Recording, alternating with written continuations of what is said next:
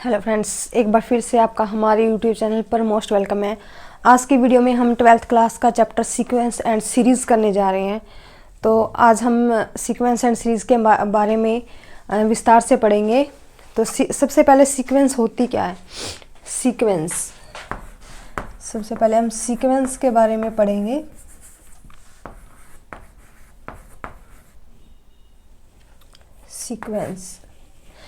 Sequence में जैसे कोई टीचर है, मान लो स्टार्टिंग में उसकी सैलरी थी 5,000, हर साल इंक्रीमेंट हो रहा है।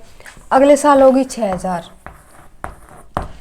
फिर अगले साल होगी 7,000, इस तरह से, यानी कि 1000 इंक्रीमेंट लग के सैलरी बढ़ रही है। तो इसको बोलते हैं सीक्वेंस।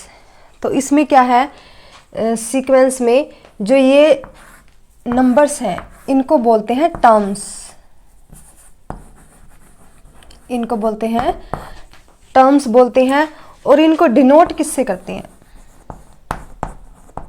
इनको डिनोट करते हैं A1, A2, A3 सोन, या T1, T2, T3, इस तरह से इसको डिनोट करते हैं। जैसे ये है 5,000 है, तो इसको हम बोलेंगे A1 5,000, या A2 है 6,000, A3 है 7,000, या इनको T1 भी कहते हैं। T1 भी लिखा हुआ मिल सकता है आपको, A1 भी लिखा हुआ मिल सकता है। ये दोनों है एक ही चीज़। जैसे T1 को हम 5,000 लिख सकते हैं, इसी तरह T2 को 6,000, T3 7,000, यानी कि ये नंबर ऑफ टर्म्स होगी। ठीक है, इनको टर्म्स बोलते हैं। और लास्ट वाली टर्म्स होती है इनमें nth term, nth term. nth term को कैसे डिनोट करते हैं, an से या tn से डिनोट करते हैं। और इस nth टर्म को जनरल टर्म भी बोलते हैं, जनरल टर्म। ठीक है, इसको जनरल टर्म भी बोलते हैं। अब देखिए एक एग्जांपल जनरल टर्म का।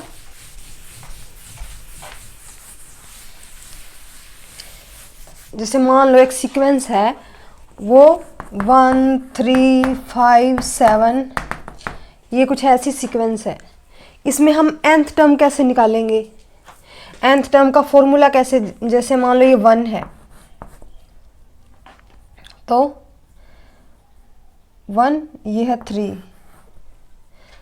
5, इसको हम 2 × 1 - 1 लिख सकते हैं, और इसको 2 × 2 - 1 लिख सकते हैं। 5 को 2 × 3 - 1 लिख सकते हैं। इसी तरह 7 को 2 × 4 - 1 लिख सकते हैं, क्योंकि 2 1 जा 2, 2 में से 1 गए 1, 2 2 जा 4, 4 में से 1 गए 3, 2 3 जा 6, 6 में से 1 गए 5, 2 4 जा 8, 8 में से 1 गए 7। तो इस तरह से हम लिख सकते हैं इस सीक्वेंस को। इसमें देखो यहाँ पे तो 2 था ही, यानी जो nth टर्म का फॉर्मूला वो इसमें क्या बनेगा। देखो ये 2 तो आगे था ही, सभी में 2 है। फिर देखो यहाँ पे 1 2 3 4, यानी कि नेचुरल नंबर आ रहे हैं, तो ये इसकी जगह n लिख सकते हैं हम। और माइनस में 1, ये nth टर्म का इस तरह से फॉर्मूला निकल के आया। हर एक सीक्वेंस में ये फॉर्मूला इस तरह से नहीं बन सकता, ये थोड़ी बहुत सीक्वेंस में ही है। तो देखिए अब आपको nth टर्म तो अच्छे से समझ आ गई होगी। जैसे मान लो हमें इस तरह से दे दी जाए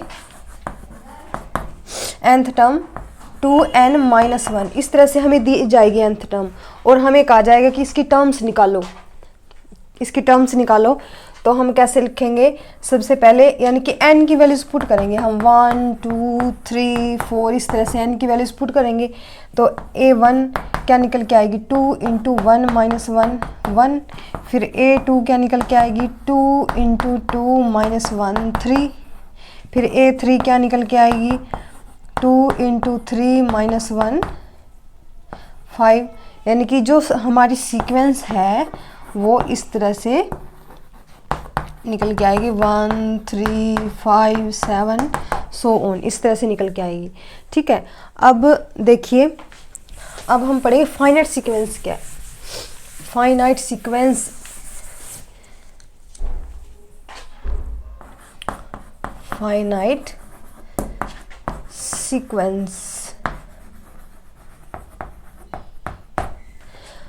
फाइनाइट सीक्वेंस में क्या है कि a sequence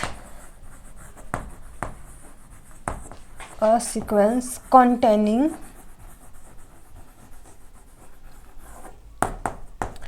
finite number of terms, finite number of terms, किसी भी सीक्वेंस में नंबर ऑफ टर्म्स फाइनाइट हो। फॉर एग्जांपल कि मान लो मैं कह दूं कि किसी भी सीक्वेंस में नंबर ऑफ टर्म्स 10 है, तो वो क्या होगी, फाइनाइट सीक्वेंस होगी, क्योंकि हमें पता है कि उसमें नंबर ऑफ टर्म्स कितने हैं, 10 है। 10 नंबर ऑफ टर्म्स, कि हमें पता है कि नंबर ऑफ टर्म्स उस सीक्वेंस में 10 ही है, ना 10 से कम है और ना 10 से ज़्यादा है, हमें पता है। तो वो कौन सी सीक्वेंस होगी, फाइनाइट सीक्वेंस होगी। और इनफाइनाइट सीक्वेंस एक होती है इनफाइनाइट सीक्वेंस। इनफाइनाइट सीक्वेंस में क्या है कि नंबर ऑफ टर्म्स इनफाइनाइट, इसमें नंबर ऑफ टर्म्स क्या होंगी, इनफाइनाइट होंगे। हमें नहीं पता कि नंबर ऑफ टर्म्स कितनी है, कितनी भी हो सकती हैं, इन्फिनिटी तक जा सकती हैं, तो इसको क्या कहेंगे, इनफाइनाइट सीक्वेंस। तो अब बात आती है सीरीज की।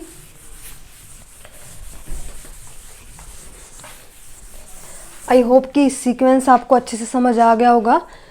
तो सीरीज में देखो क्या है,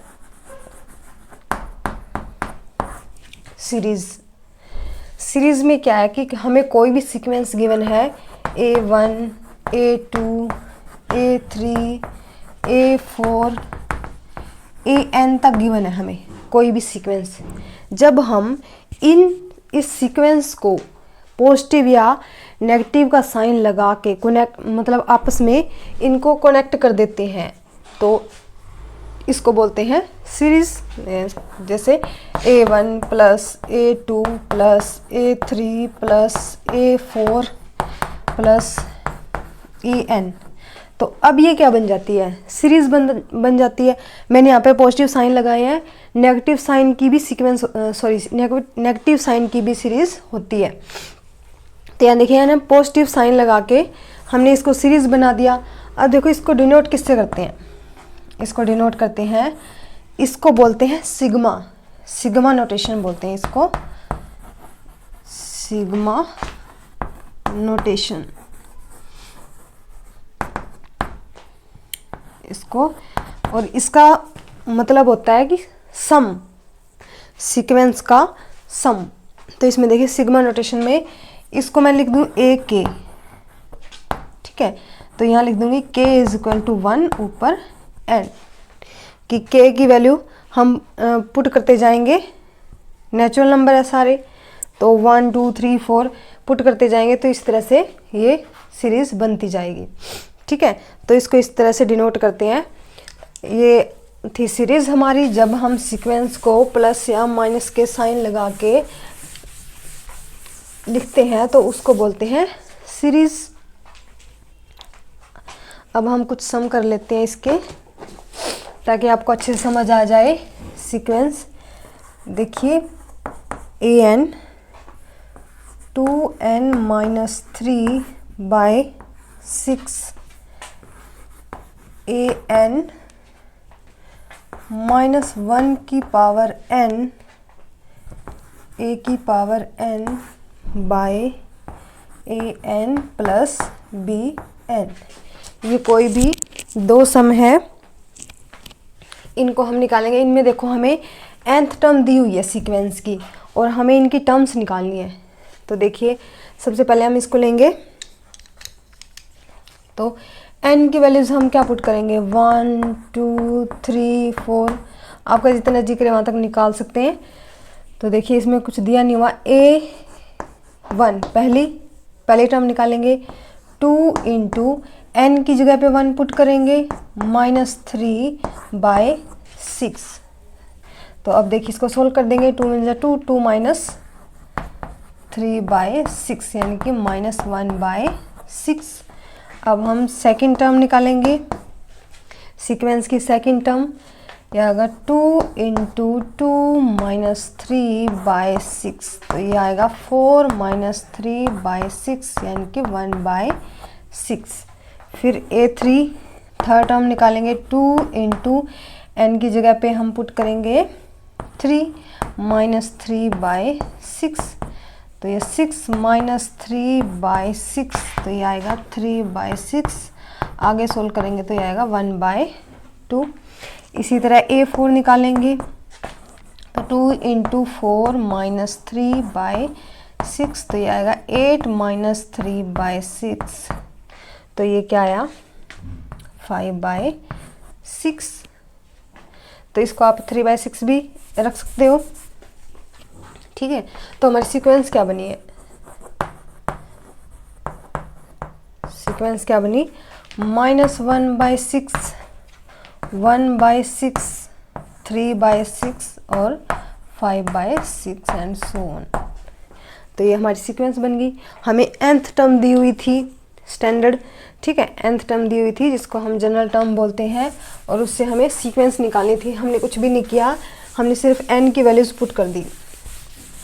तो इस तरह से हमने 4 टर्म निकाली इसकी सीक्वेंस की।